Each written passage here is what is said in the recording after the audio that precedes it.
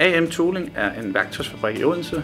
Vi har kompetencer inden for snit, stands, buk og formværktøjer. Vi leverer primært til den tyske elbilindustri. Hos AM Tooling er vi 73 medarbejdere. Vi har investeret i State Monitor for at gå fra et manuelt OE-system til et fuldautomatisk overvågning af vores maskiner og udstyr. Med State Monitor ønsker vi at tage beslutninger ud fra valide data og ikke fornemmelser.